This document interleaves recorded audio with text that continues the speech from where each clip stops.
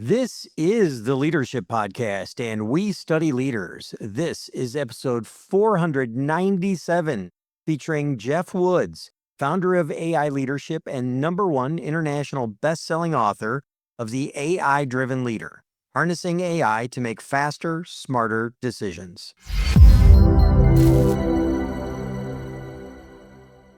Thank you for joining us today. This is Jim Vasilopoulos, founder of Rafty Advisors, and this is the Leadership Podcast. Hey everybody, Jan Rutherford here, founder of Self-Reliant Leadership, and thanks for making us part of your day as we study leaders. And we're just telling Geoff right before this started that we've got a whole bunch of episodes in our catalog that are evergreen, and you can find all of them at theleadershippodcast.com. Yeah, this episode and our entire catalog is brought to you by Darley, our sponsor. They're trusted by warfighters and firefighters since 1908.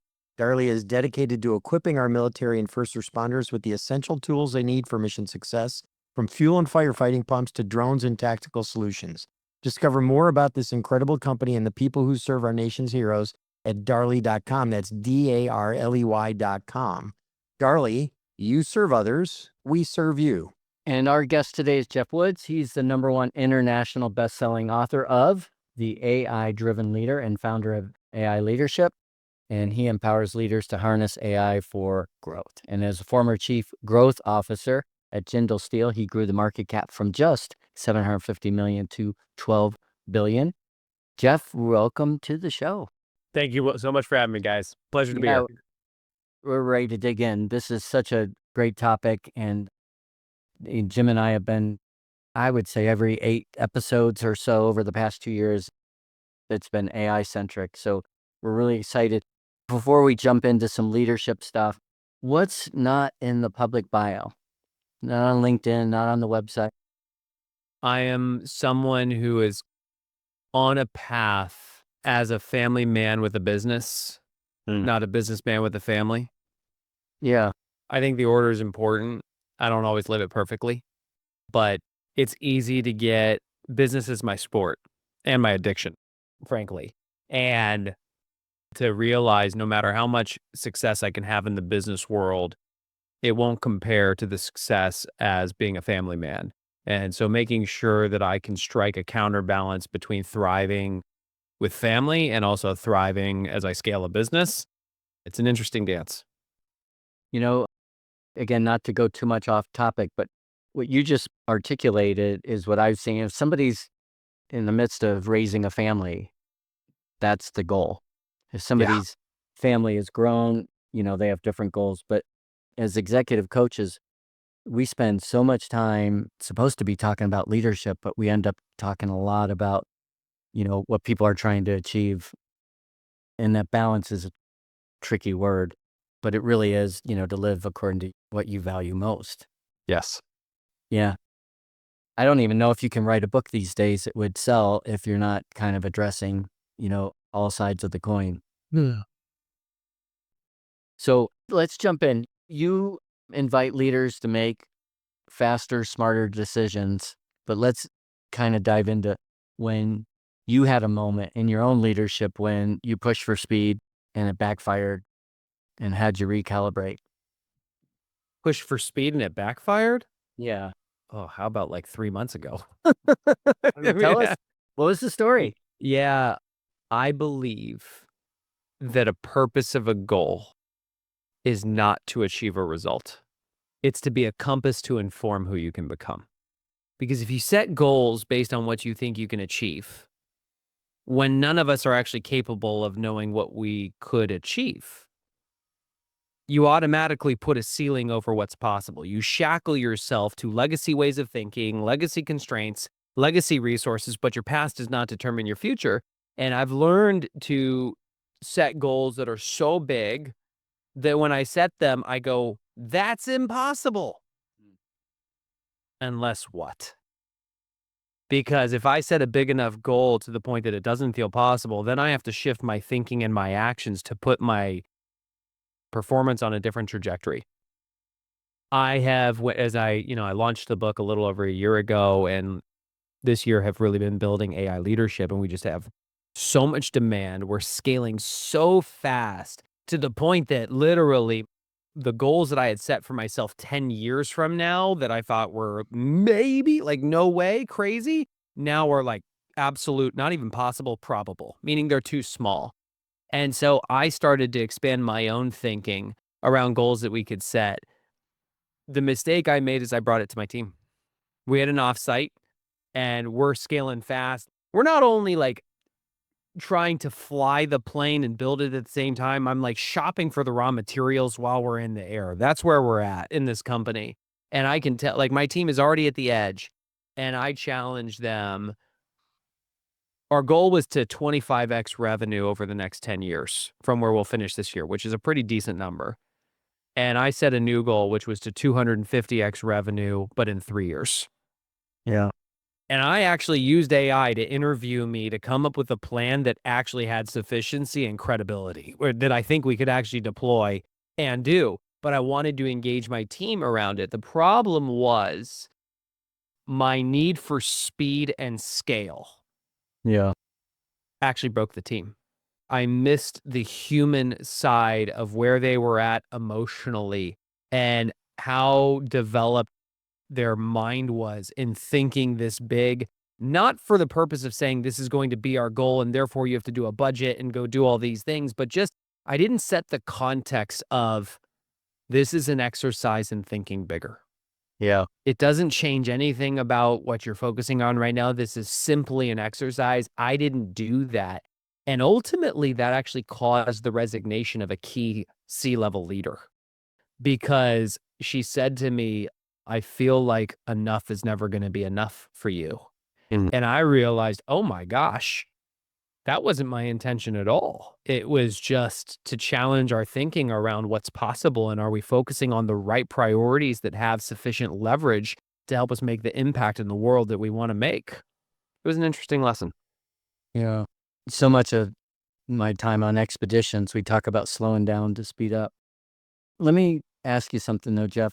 This is one of the things I really wanted to ask you. And again, I hope you don't take offense to the question. Your book is titled The AI-Driven Leader. Do you think another accurate description would be the AI-enhanced leader? Sure. You know, that it's kind of human-driven with AI enhancement versus AI as the primary driver. Maybe. I haven't thought that deeply about it. Yeah. It's interesting. And let me rephrase and ask this question. You know, all the advice coming out about AI from all the Mag 7 is you're not going to be replaced by AI. You're going to be replaced by somebody that knows how to use AI. Do you subscribe to that, or you think it's more complicated, more nuanced than that? Yes and yes. It's like saying, imagine if today one of your direct reports came to you and said, yeah, I want to keep my job, but I refuse to use the internet. And actually, I refuse to use electricity. Yeah, just not going to do it. Yeah. I mean, no way. AI's new to most people, even though it's been around since the 1960s. We're going to get to the point where it's going to be like, of course you use AI. We'd be crazy not to use it. Right. So I do believe that if you are trying to compete with somebody who is AI driven, when you are not, you are at a severe disadvantage and you are absolutely choosing to close doors to future opportunities. Now, and on the flip side, I think we have to dissect what a job is. People fear like, oh, it's going to take my job. What is your job? I studied all the past technological disruptions in history to look for patterns. And what I realized is that a job is just a series of skills that you apply and processes that you follow. So you can even make it a mathematical formula. Job equals skills applied times processes followed. Throughout history, technology has made the value of certain skills skyrocket and the value of certain skills plummet. Same thing with processes. Mm-hmm. It's not the tech that makes the difference. It's the leader and their mindset. None of us were born with the skills required to do our job today. We learned them. And every single day you are, making a choice of where to focus your effort and what skills to develop. My question for you is, are you focusing on developing skills that are going to go up in value over time, or skills that are going to go down in value over time? The hard truth is that most people today are still acting like industrial workers. Mm-hmm. You show up to work on time, you take direction from a boss, you do something repetitively with minimal error, with maximum efficiency, so you can make more money and one day live a good life. Here's the problem. In the Industrial Revolution, we stopped acting like humans and started acting like machines. Most people are still acting like machines, but now machines can do that work better than humans. Some people see that as a threat. I see that as an opportunity because I think it's a machine that's actually going to return us to being human. I love that. I love that. And I think that's an interesting perspective. I want to hear more about that. And I want to see if you can tie that into something you said kind of in a couple different spots here. You talked about a leader that has a mindset that makes a choice. Okay. Yeah. And the most important leadership role I know I've had in my life, and it sounds like you're tracking here too, is that of a parent. And so here I am in this leadership role, having a particular mindset and making a choice. Talk to us about how you see that, the mindset you're taking into being family man first, business owner, Yeah. second, and how that tracks, help us understand your philosophy a little bit deeper. I believe the questions you ask yourself determine your fate. It determines how you see the world. If you ask a question like, how can AI replace me? I guarantee you can find answers. You could also ask a different question. Speaking of family, you want to say hi real quick, baby girl? Oh, how cute. Daddy is doing an interview right now. Can you go find mommy? I love you so much. Well, that's a special guest. That's a so special guest exciting. appearance. I'll see you a little bit later. Love you, baby girl. That reminds me of that one guy that was over in England and beginning of the pandemic, and his kids came in, and the wife ran in and tried Oh, to yeah. take the kid It's out. great. It's great. So if you ask, how can AI replace me? You can find answers. You can also ask, how can AI make me irreplaceable? And you can find answers. You guys mentioned being executive coaches. The last 10 years of my life, I've been a coach. I got paid to ask leaders the right questions to unlock new levels of growth. That was my skill. My core differentiator with AI is I do not ask AI questions. I make AI ask me questions. I get it to interview me to elevate how I think. That is the core difference between me and everybody else who use AI.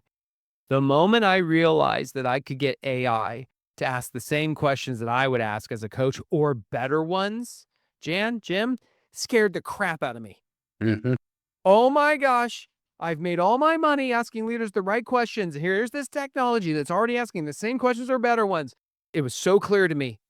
I can focus on how can this replace me, or how might this make me irreplaceable? How might this enhance me? And this is when I realized I had read a book from Dan Sullivan called 10X is easier than 2X. If you want to double your growth or double your income, you can keep doing 80% of what you currently do. You only got to change 20%. You can double.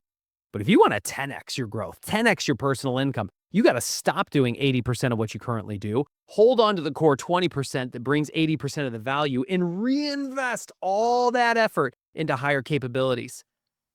I chose to take the abundant path with AI.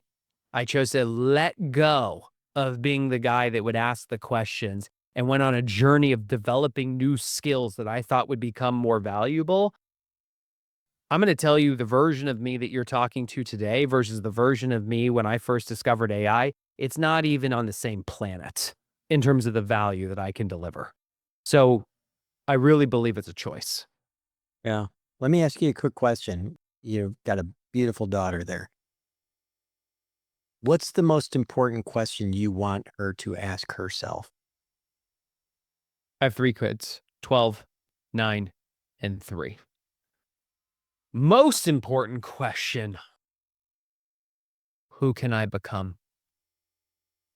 I believe life is a journey of self-actualization. It's about you going on a journey of understanding who are you, and more importantly, who can you become. This is a core thread throughout my book, The AI-Driven Leader. That would be it. Yeah. Let me ask you, you mentioned you've coached a lot of people. What's the most common self-deception you see in leaders who think they're operating at their best? They put more focus on having the right answer than having the right question. You many of us know that, the power as leaders is really figuring out the right questions at the right time, all that. Mhm. Why is it that we're still thinking, for so many of us, this ego takes over and we think, I got to be the smartest guy in the room, or at least pretend to come across as one? Because they were manufactured to think that way from our public education system, which was Mm. designed by Rockefeller to create industrial employees who would think and act like machines. Hmm. Show up to school on time, take direction from a boss, do something, or show up to school on time, take direction from a teacher, do something repetitively with minimal error, with maximum efficiency, have the right answer so you can get a good grade and one day get a good job.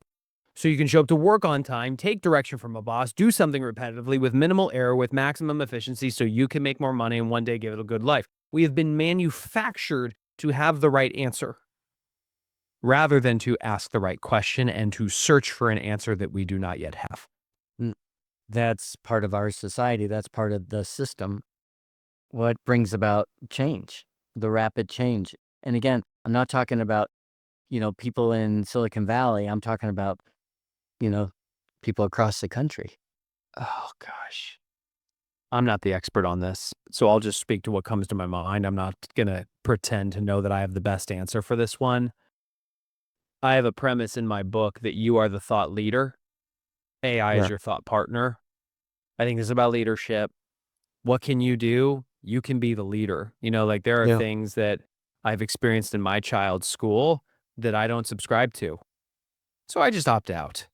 I remember my son, I think he was 7 at the time, got an assignment from a teacher to pick somebody that he thought was a hero and to write a paper justifying why that person was a hero to him, and he had to answer very specific questions.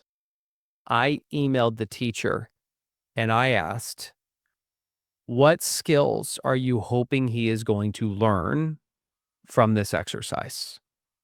Here's why I'm asking. I wrote a book about AI. He's going to use AI for this. And I want to make sure I honor the skills that you're hoping he gets from it and uses AI to enhance those skills rather than to undermine those skills. And she came back with, based on the person he picks, I want him to be able to think through why that person is a hero. I want him to be able to articulate his thoughts. I want him to be able to structure them in the right paragraph structure. I want him to have proper spelling, proper punctuation. Great, thank you. I think some of those skills are going to be valuable and become more valuable in the future. The ability to cast a vision, to make a compelling argument, to speak your mind articulately. Do I think paragraph structure, punctuation, and spelling are going to be as important in an AI-driven future? I do not. So I'm not worried about, we have spell check. This already exists on computers. So I had him write a prompt.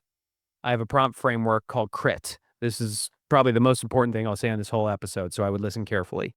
How you communicate is everything. This is true in a relationship with a human. It's true in a relationship with AI. Your ability to communicate effectively determines your results. CRIT is a framework to communicate effectively with AI. It stands for context, role, interview, task. So I had Dean open up AI context. I was assigned a task to write a paper by grade, and we drag and dropped the assignment into AI. The person that I think is a hero is the guy who invented YouTube. Here's why I think this person is a hero, and I put on speech to text. So he literally just started talking, and AI is transcribing every single word for him. Your role is to act as my thought partner in helping me draft this paper. I want you to interview me. I want you to ask me one question at a time, up to 5 questions to pull the deeper context out of my head that would help shape this paper. And your task is to generate a draft for the paper and then ask me for my feedback so I don't just trust what you say.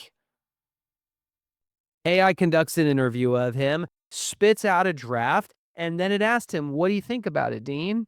And he had this conversation with AI back and forth where he's the thought leader. AI is just a thought partner. He's directing it. Well, in the first paragraph, you said that, but I wouldn't say it that way. I would say it this way. And, he is the one who's leading the technology. The technology is using the processing power. I mean, we were done with the paper in maybe 10 minutes. Yeah. Well, hey, I know Jim wants to jump in with a question, but before we do, Jim mentioned at the very beginning of the show, Darley is our sponsor, and they're a family-owned business for over a century based out in the Midwest, and they partner with U.S. military and first responders all over the world. And from mission-critical defense equipment to innovative firefighting solutions, they ensure our heroes are equipped for success. And you can learn more about their dedication to excellence at darley.com. That's DARLEY.com. All right. Thank you, Jan. All right. We're going to have some fun here because I want to leverage kind of this crit framework in an example because I've got a niece, Yvonne. Love her to death. She's great. She just became a manager at her job. And she's been reaching out, we've been having some conversations and lately about, being a great manager and, what book should I read? And she said, "Hey, I'm reading this book. We're all reading it at work. And it just happened to be your book." And this was on Monday of this week. She goes, "Do you know this guy?" Okay. And I said, "We're interviewing him on Thursday." Okay. I said, "So do you have any questions for him? Okay. Do you have a question you would like to ask him?" She came up with like 5 questions. They're all Cool. really, really good questions. And I said, "Of all of them, which one do you want to ask?" And she says, "There's a specific one that I kind of want to ask." They're all really good. We probably should have used those questions for the podcast. But she asked one, and I think this would be interesting because I think it'd be a good example of how to apply the crit framework here. Sure. I want to read her question really quick. And her name's Elise? Yvonne. Yvonne. Yeah. Hi, Yvonne.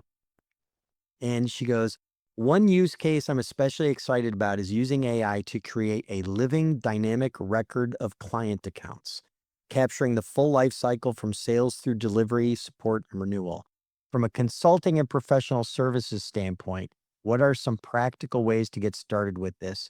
And how would AI add the most value in supporting end-to-end visibility?" So Okay. it's a mouthful, it's a lot, but Yeah. we don't need the answer. I think, how would you approach it? Yeah. So, and by the way, I've literally never come across a use case that you could not apply crit to, this included. So, what she just did is she started to give us context. So, I would write context in all capital letters. And then I'd hold down the shift key and I'd hit enter to skip a line. People don't know this with AI because if you hit the enter key, it sends the prompt. If you hold down the shift key and then hit enter, it'll skip lines. Some of you are like, "Yes, I can stop typing my prompts in Word and putting them into AI." I just saved you 2 to 3 hours. I would literally copy and paste exactly what she just put there into the context section. But then, Yvonne, I'd ask you, tell me more. What else? How are you currently doing this? Why is this important to you? What's hard about it? What have you done so far? What's worked? What's not worked? Like literally give it context. The difference between bad tasting food and Michelin star is quality. If you put garbage into AI, you are going to get garbage out. Most people are so used to writing a Google search, which is short. This is not that. You got to feed it lots of context. So, Yvonne, I would challenge you to say, what else? 3 times. So you put that there, what else? And go, go, go, go, go. Then what else? Go, go, go, go, go. What else? Go, go, go, go, go. So now you've got probably, I don't know, a half a page just as your context. I'd skip a few lines and put roll in all capital letters so that the header pops off the page. Your role is to act as an expert in, and Yvonne, this is where I would just challenge you. Who are all the experts you want it to be? You're an expert thought partner. You also have deep expertise when it comes to operations and structuring things, when it comes to sales flows. You also understand technical integrations, and you're really good at asking the subtle, nuanced questions that can pull the right insights out of my head to create a bespoke solution that will actually work for my company. Then I would skip a few lines and I would put interview in all caps. This I would like literally type verbatim. Interview me, ask me one question at a time, up to 3 questions to gain deeper context. That language is important. Interview me as a command. That's how you get AI to turn the tables. Ask me one question at a time is what makes it conversational. And when it asks you the first question, Jim, when she gives an answer, she just fed it more context. It's dynamically going to ask a better second question, and it will pull better context out of her head, and it'll dynamically ask a better. You can start to see how that will improve the quality of the results. So interview me, ask me one question at a time, up to 3 questions. Why up to 3? 1, we're busy. You don't want this thing to interview you all day. And I have also just found that 3 questions is going to get you there 80% of the time. So just start with 3. And over time, you'll figure out when you want it to go 4, when you want it to go 5. You don't really need to go beyond 5, 3 to 5. And then I'd skip a few lines, task. Then your task is to, I'll just give you my favorite task. Give me the top 3 high impact, non-obvious strategies I could deploy to solve this problem. The top 3 high impact, non-obvious strategies I could deploy to solve this problem. That task will work for anybody listening to this. So context, just give it tons of context. Roll, tell it who you want to be as an expert. Interview me, ask me one question at a time, up to 3 questions to gain deeper context. Task to give me the top 3 high impact, non-obvious strategies I can employ to solve this problem. The end. Yeah. I love this. I love this. This is really awesome. I really appreciate that. Thank you. She's going to email you back and go, holy crap. I can't wait because here's normally like these don't go out like tomorrow or next week. It's a few weeks before they get produced and published and put out. Yeah. But she's getting the raw video today of just this segment so she can like go play with it because I'm excited for her. So you're going to have to put in the outro what actually happened. Yeah. Yeah. Now let me give her a few more pro tips if that's cool. Yeah. Yvonne, after the email or after the interview, it's going to generate a result. When it gives you the result, don't trust it. This is the mistake people make. Whatever they get, they just like, oh yeah, let me do that. No, you're the thought leader. It's your thought partner. What I want you to do is review the results and say, here's my feedback. And for every single one of them, like put number 1, number 2, number 3, say, here's what I like about this.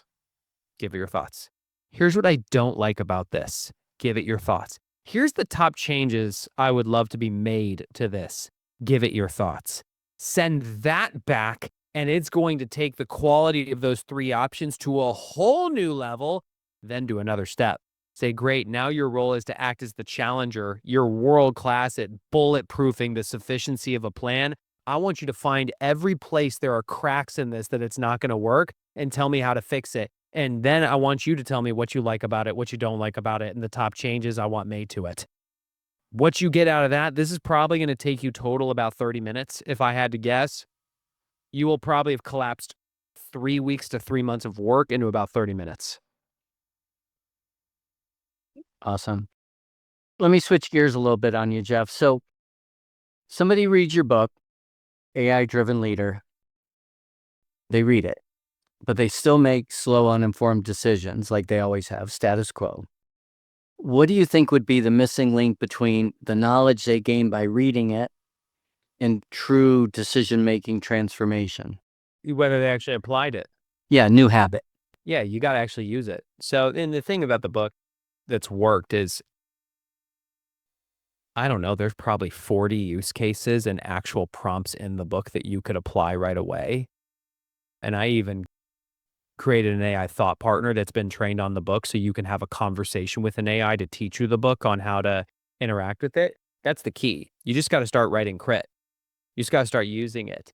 And when you use crit, I think that what you will realize when you use AI, it will start to become a mirror for the quality of your communication. You will start to realize how unclear you have been in the past in communicating with humans, because you're going to become so much more thoughtful about what is the context that I would need to give to this person? What is the role I'm looking for them to play? Am I giving them permission to interview me, to ask clarifying questions, or to pull deeper context? Am I being clear about the target, the task that I want them to hit based on all of this? It will transform your communication with humans. But the other thing is, you are going to become aware of how often you have biases and assumptions that may or may not be right. Like Yeah. using AI to act as a challenger, to challenge your biases and assumptions, so valuable, so valuable. So if you read the book, if you're listening to this, if you just apply what we've talked about so far, game over. Let me throw this at you regarding decision making. I want to see what your thoughts are on this. What I see mostly is people draw a T-chart, decision, good, bad, go, no go, pro, con. Yeah. What they don't do is say, hey, what are the criteria by which I am going to make this decision? And what's the priority of those criteria? Do you see the same thing in your work, that we tend to look at all decisions as go, no go, instead of they're a lot more nuanced, and there's a lot more factors and criteria and values we need to apply to that decision so that we're thinking contingencies and values and long-term effects? The answer is it depends. I think it's more gray area than black and white. Like if there's a spectrum from it's go, no go to lots of nuance, I think everybody falls within a spectrum there. I think the higher level thing here, it is tough to read the label when you are inside the box. Well, I think what you're getting at, tell me if, so what I remember about my CEO days is there'd be something that would happen. There's decisions I made every day, and then there would be one that I made quickly, and then a week later it came and bit me in the butt, and I'm like, Yeah. I wish I had known this was a big deal, and I would have slowed down the decision making. Yeah. And I'm wondering, like in hindsight, how do you go about, a day as a leader, you're making all these decisions. How do you recognize the decisions that might come and bite you in the butt that are a big deal, that don't look like a big deal? It wasn't about making the decisions. It was about knowing which ones do I really need to slow down. I think it comes down to the questions you ask yourself. I Yeah. learned from some key mentors in my life to ask 3 questions in decisions. What's the upside? We're great at asking that. What's the downside? Some people ask that. Only the pros ask the 3rd question. Am I willing to live with the downside? That's how you know if you really need to dive in deeper. And I think the other, like I mentioned, it's tough to read the label when you're inside the box. I won't speak for everybody, but for myself, I am wired to move fast. So I will make a decision and move. And I have learned to engage the feedback of others, because I can't see what I can't see. And so if I go to my team and say, here's a decision I'm facing, what do you think I should do? And I don't bias them with my current thinking, and I get their honest opinions, and I ask lots of questions. And this is where I've now learned to harness AI in addition to that, to say, I mean, decision making is a great one for AI. Hey, context. Here's a decision that I need to make. Give it lots of context. Here's how I perceive the pros. Here's how I perceive the cons. I'm currently leaning toward this side, but I'm not sure. Your role is to act as my thought partner. I want you to interview me. Ask me 1 question at a time, up to 5 questions to gain deeper context. Then your task is to tell me what you perceive the pros and cons of each option to be, and what you would recommend I do and why. And to be clear, do not become an echo chamber. Do not just confirm what I'm thinking. I am looking for you to stress test my thinking and help me see what I don't see so I make the best decision possible. Yeah, I absolutely love that. In fact, you almost just recited a chapter in my book, which, stress testing and pressure testing everything and the kind of way to go about it. I love that 3rd pro question, because that's the one that really, if you don't ask yourself that question, you can't even negotiate. You are not in a position to negotiate anything. Yeah. It's just so critical. And I love the way you articulated it. And one other thing, there's did you make the right decision? And then there's did you make the decision right? I'm actually more interested in did I make the decision right? Nobody bats 1,000 when they make decisions. And as I think back on, I mean, I'm thinking to some very clear calls we made in our business that turned out not to be the right move. But in my coaching to my team, I was like, okay, I don't care whether or not we made the right decision. Did we make the decision right? Let's reflect on the steps that we took, the process we followed to make this decision. And knowing everything we now know, what changes would we make to that process? Oh, we were stuck in our own internal echo chamber selling ourselves on our own product rather than actually getting customer feedback and listening to voice of customer. Awesome. What's one thing we can do to solve for that? Oh, let's have a voice of customer process in the future to engage all product market fit conversations. Fantastic. Yeah. And it's interesting because I've always enjoyed hiring and working with athletes because they embody that. There is an element of being in athletic competition where you could say, did we do everything right? Actually, we had the right defensive strategy. We had the right approach. We did the right things at the right time. The other team beat us today. Would you do anything different? I don't think I would, or yeah, we need to do something different next time. And I think that just critical analysis, it's funny, like we have, kids who play football and they watch game film, or, there would be, any sport that kids play and pro athletes play and they have game film and they look at it to try and learn. We don't do that in business. When do we look at the game film? We almost never do and say, like, let's evaluate. And I think that's why the military, and we've talked about this in the past, are so good at that. They do a Yeah. really good job. Yeah. So, hey, we're getting far along in our interview, but I wanted to ask you this question. You built your career around the one thing. And I know, Jan wants me to reference City Slickers here, and Yeah. he would love for me to reference that movie right now from the early 90s, which is Yeah. ancient. But you built your career around the one thing. What is one thing that you kind of hold on to that you think most people would be like, you're crazy, they disagree with you? What is something that is, a little more controversial, a stance you have? I don't know about controversial. And for context, the one thing is a business book that I was brought on by the authors to partner with them to turn it into a training and consulting company. And the whole idea is that, we all have too much to do and not enough time. And there's one thing that if you just focus on that, everything else is easier or unnecessary. That's where I learned how to think and coach really, really well and drive focus within companies that then led to, my chief growth officer days, which led to AI and the AI-driven leader. I see the world now through the 80-20 rule. The idea that 80% of our results come from just 20% of our efforts. The thing is, people don't disagree with that. Like people are like, yeah, I get that. There's a few core things that drive the majority of the results. But how it shows up is I live it to an extreme.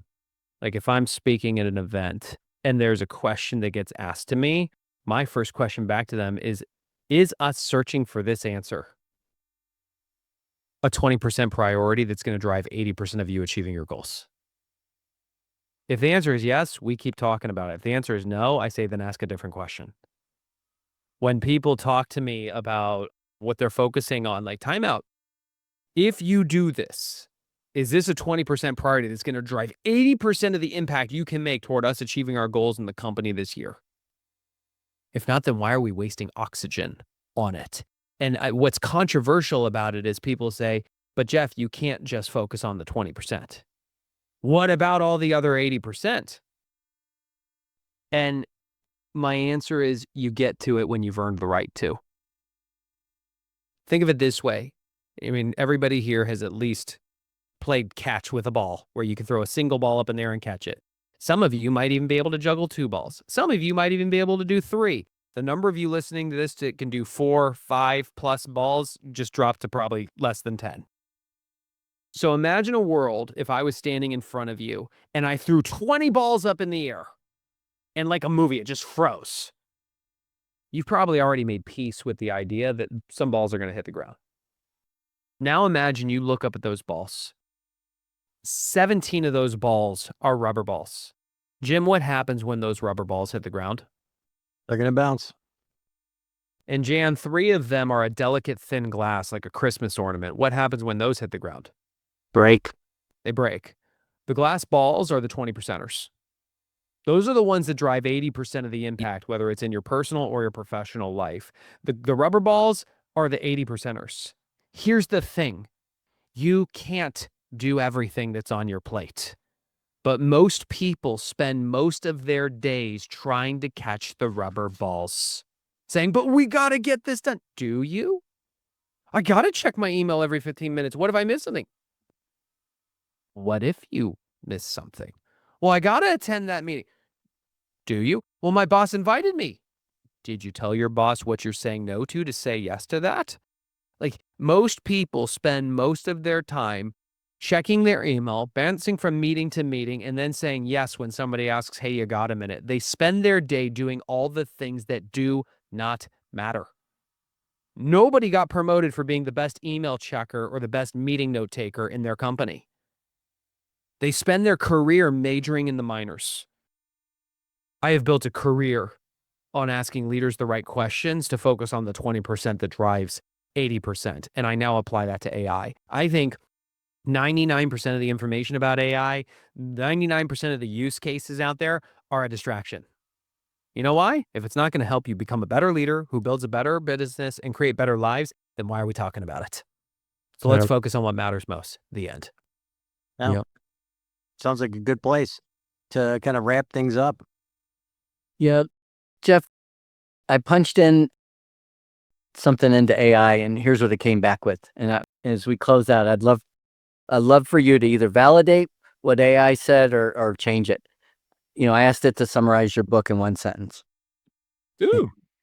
And it said, it's a practical guide showing how leaders can use AI as a thinking partner to enhance judgment, speed, decision-making, and free themselves from routine work so they can focus on strategy, people, and impact. Did it get it? Did it get it right? A little wordy, but yeah. Yeah, Like, it did. So the clarifying comment prompt would be less words. And now rephrase that as Geoff Woods. Let's see. Well, as author. Let's see what it comes back with. In the AI-driven leader, I show how leaders can use artificial intelligence as a trusted thinking partner to cut through noise, make smarter decisions faster, and focus their time and energy on strategy, people, and a meaningful impact. Better. Yeah. So give us a closing thought for our listeners here. My biggest realization on this journey, specifically with AI, is how little it has to do with AI. And how much more it has to do with you redefining who you are, and more importantly, who you can become. When I was a kid, I was bullied pretty significantly. Most of my life, including adult life, I hated myself. My self-talk was brutal.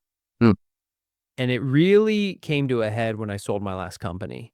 Because I didn't realize it until then, but I had made a very common mistake, which is I attached my identity to my job.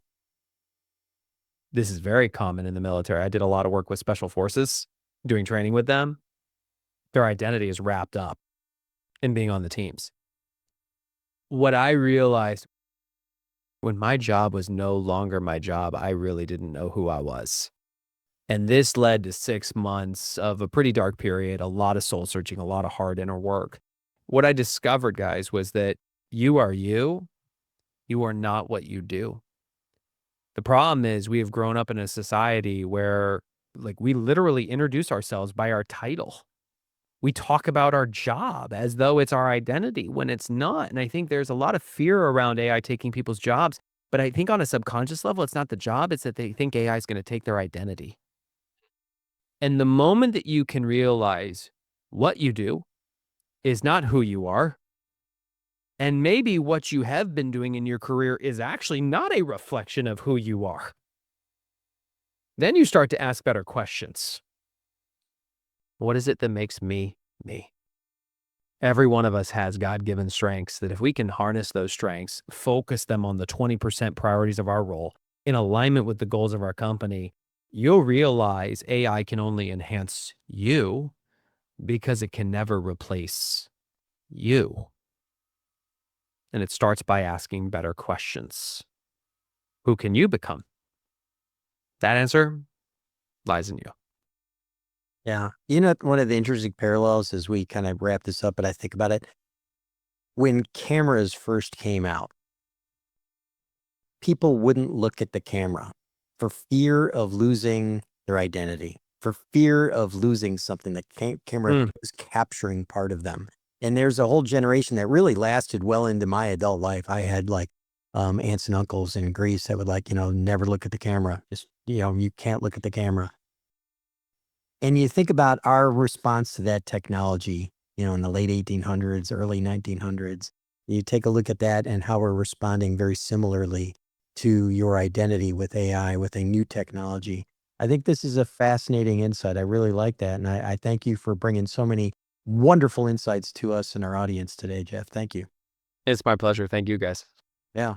That's all we have for you. You can find everything about Geoff and our podcast at theleadershippodcast.com. And remember, in any moment of decision, the best thing you can do is the right thing. The next best thing you can do is the wrong thing. And the worst thing you can do is nothing. Theodore Roosevelt. It's a wrap.